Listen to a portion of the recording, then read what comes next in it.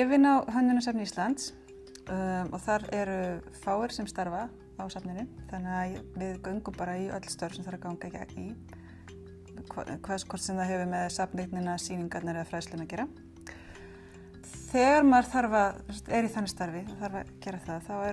hefur allavega mér fundist það reynast mjög vel að hafa farið í gegnum safnafræðinámið áður og fengið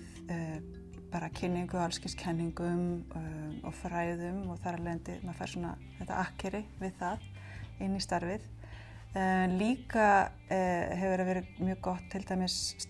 námskeið í safnafræðinni sem heitir faglegt starf á söfnum, minnir það. Þar fengum við kynningu frá fólki sem var að starfa á söfnum og þannig að raunveruleikinn kom svolítið inn í námið af því oft þetta svolítið útópískt það sem maður að lesa í fræðunum og það hefur reynst mér mjög vel, það námskeið sérstaklega í safnafræðinni í þessu starfi á Hönnunarsafninu.